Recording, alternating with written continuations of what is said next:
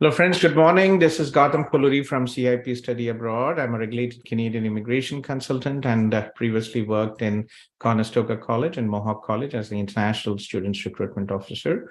Welcome to our daily live peer session streamed to our social media groups. We've been, as always, the Zoom link is active 24/7 and the Canada team joins in about 9 o'clock. So today, just a quick, I was just talking to one of our students, Teeth, Raj Mahajan. I met him recently at his York University graduation.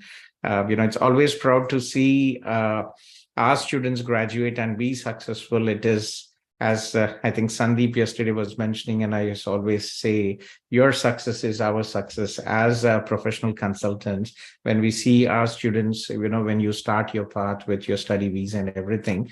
So it's so happy to see you. Teeth has just joined us, to prepare his PR application for CIP students. We provide discounted services. So, but getting back, Teeth, I just wanted him to share his journey to Canada and his advice about study, work, and living in Canada. So, Teeth, welcome to our live session. Thank you for sparing a couple of minutes to share your experience. So, you studied in York University, digital and content marketing. How was it, Teeth? Like, how was the study, and how was your experience with York University? Absolutely, sir. Thanks for the opportunity to share my views, Gautam, sir. So I was usually working for a marketing agency back in India, and thanks to CIP, thanks to Anil sir, Gautam sir, Ambika, and Sandeep for helping me out. My digital and content marketing program was really insightful because I had the experience, I had the passion. That program actually gave me lots of connections in the school. The professor actually helped me get lots of references. And I understand how overwhelming it is for all the students, but once you find the right people, once you find the right program that interests you, you can move ahead in your career very easily. That's what I want to. Yeah. So how was your journey to Canada, right? When did you come from India? When did you start your process with So I CIP? started my process probably at the end of 2020, and we came to Canada in 2021 during that COVID thing During the when we had, COVID, the most difficult yeah. part, yes. And somehow we managed to come through direct flights and everything, but we still made it. It was really tough, but from what I can see, like if you are oriented, if you want to move up in your life, you have to take some risks. And once you find the right program, York was really amazing. We had lots of professors who helped us even personally as well through LinkedIn to get references, to apply for jobs. And my second program was Centennial. So I finished event management as well. So had lots of experiences. And once I finished, I started working for Good Life. Because I was working part-time as well, it was easier for me to get the full-time job as well for Good Life. So now I'm about to finish my 1 year experience and I'm ready to apply for my PR application as well. Yeah, that's good. How was your experience with CIP? Where are you from, Keith? Remind me which city in India you're from? So I'm from Hyderabad. You're from Hyderabad, right? And Yes. yeah, so we also had another student, Bhavya, from Hyderabad as well, right? So why did you come to CIP and, To yeah. be honest, Bhavya Sood was the one who actually referred me to CIP. He had done that Mhm. research, and we both quite often we visit the CIP office. We met Anil sir, we met lots of other people at the office. They were really kind, they were really helpful. They gave us honest feedback on what is possible and what's not possible. And then I'm glad after 2 years now I'm in Canada, I'm working, I'm making money, and it all worked out. Yeah, Bhavya actually started, do convey my regards to him. Bhavya started when he was actually still in his, I think, intermediate or first year degree following us. Graduation, yeah. He's been there like for 5 years probably. 5 years, yes, I remember him, and I'm glad it worked out. So, how did you balance your study and part-time job in Canada? Again, we all talk about the good things, but what were the most challenges you faced while you were in your student life? It was COVID, definitely the worst time the world has ever seen. But again, just to give, it's a lot of people think coming to Canada is easy, the life is easy, but again, there's so many challenges involved in moving to a new country. So what were the challenges you faced when you moved to Canada, and how did you manage your study and part-time jobs? Of course. So it's never easy in Canada. Like we have new challenges every single month or year. But one of those challenges I faced was because we had school classes, assignments, and had to work part-time. It was tough to keep everything in loop. But sometimes if you can find some extra time, like I remember I used to do some assignments when I was working overnights as well on my laptop. So all these little things help you a lot. But like I said again, school's really important. Assignments were sometimes very technical, so we had to work on that, like sometimes even for 2 3 hours. But at the end of the program, the learning that you get from that college or that university, it helps you get that job, because the assignments that you do in the class are technically the ideas and the programs and the campaigns that you use when you work for a company. So those ideas, those assignments are what's gonna help you get that job that you want as well. So doing those assignments was one of the challenges when I faced, because I have to work full part time. You have to cook food as well. You have to go to school. You have to finish college.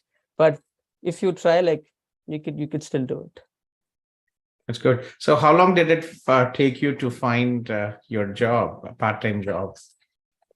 So actually, so it was actually fortunate because I was working part-time for Good Life as front desk, and then they had a sales position available. So soon after I finished my school, my second program, I was able to apply for that job. And even before my work permit was in my hand, I had the job offer in my hand.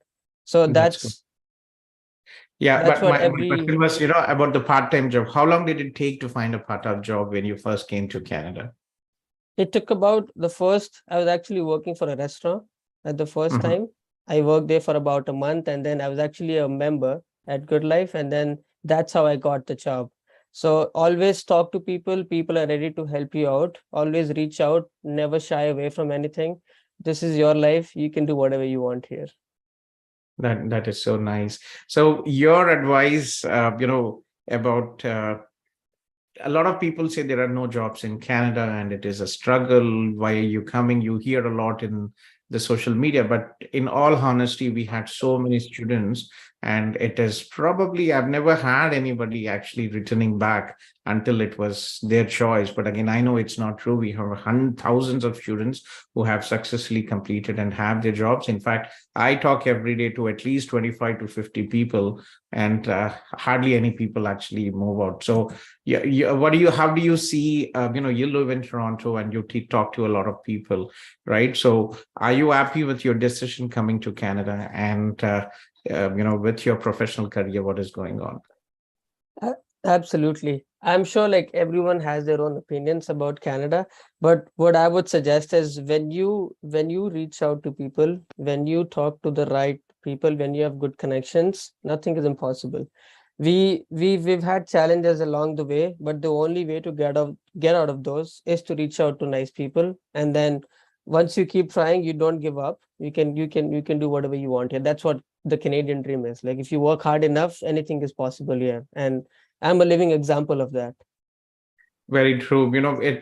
A lot of hard work is important, and especially even getting a career successful in India, it takes, we study so many years, then you do your bachelor's and you start with an entry-level job and go up. So nothing comes easy in life. So guys, be prepared. If you're planning to come to Canada, there are definitely opportunities here, but be ready to work hard, and be ready to not to be shy, go out of your comfort zone, talk to people, network. This is very important. The more you talk to people, the more opportunities you will actually have in your life, right? So it's very important that you focus and understand, uh, and plan your path. Teerth is almost done with his 1 year work experience. The CRS is a bit high, but he has good English skills, and I hope everything will work out. And guys, if you are freshers from planning to come here to Canada, remember, overseas work experience will have huge impact. If you have 1 year, 2 year, or 3 year work experience, you will have a better advantage in getting your PR. So please make sure that you, at least while you're studying, you can work. Even after your graduation, you can work. Work experience gained while studying also will be considered as work experience, overseas work experience. I'm talking not Canadian work experience. So please make sure that you have at least 1 year work experience before you apply to Canada. That would be a big advantage from the PR perspective and also from getting a job as well. Employers always appreciate if you have some work experience. So Tir, thank you very much for sharing your journey with CIP, and looking forward to having you get your IT as soon as possible. So good luck with your English test, and we'll take it forward. Be in touch with Sandeep, and he'll be happy to help you. As I mentioned, we provide discounted services to CIP students. We are here to support you from your study visa process till the immigration process, and we'll take it forward from there. Okay. Thank you so much, sir. You're Thank you. welcome. Thank you. And